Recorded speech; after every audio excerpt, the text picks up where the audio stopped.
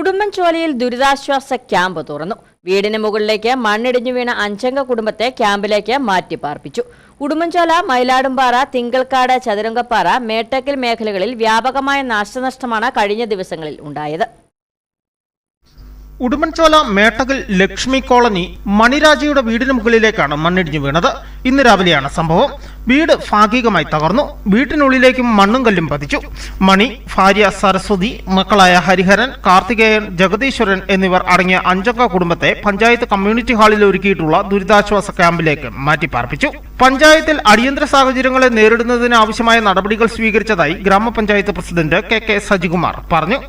ഗ്രാമപഞ്ചായത്തിൽ ആ വാർഡിൽ മേട്ടകൽ ഭാഗത്താണ് അങ്ങനത്തെ വീടിൻ്റെ ബാഗിലേക്ക് മണ്ണിടിഞ്ഞു വീടിന് കേടുപാടുകൾ സംഭവിച്ചിട്ടുണ്ട്.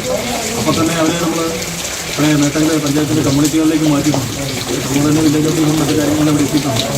അത്യാവശ്യം ബാക്കി ഇവർക്ക് വേണ്ടുന്ന കാര്യങ്ങളെല്ലാം ഗ്രാമപഞ്ചായത്തൊക്കെ അടിയന്തരമായി ചെയ്തു കൊടുക്കുന്ന നടപടി സ്വീകരിച്ചിട്ടുണ്ട്. ചില സ്ഥലങ്ങളിൽ ഇപ്പോൾ 2-3 സ്ഥലങ്ങളിലായി മരം ഒടിഞ്ഞു വീഴുന്നതാണ് അപ്പോൾ പ്രശ്നമായി നമുക്ക് മാറിയിട്ടുണ്ട്. നമ്മൾ ഇടയ്ക്ക് ട്രീ കമ്മിറ്റിയെ കൂടി കുറേ മരങ്ങൾ വെട്ടി മാറ്റിയിട്ടുണ്ട്. എങ്കിലും ഇനി കുറേ അപകടഭീഷണിയുള്ള മരങ്ങളുണ്ട്. തീർച്ചയായിട്ടും വരും ദിവസം തന്നെ അടിയന്തരമായി ദുർനിർവഹണത്തിൻ്റെ മീറ്റിംഗ് കൂടിയിട്ടുണ്ട്. അത് വെട്ടിമാറ്റുന്ന അടിയന്തരമായി വെട്ടിമാറ്റണമെന്നുള്ള കൂടി ബാക്കി സ്വീകരിക്കുന്നു. റവന്യൂ അധികൃതരും രാവിലെ തന്നെ സ്ഥലത്തെത്തിയിരുന്നു.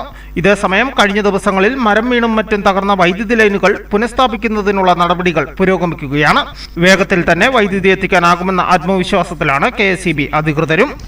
News bureau, Udumbanchola.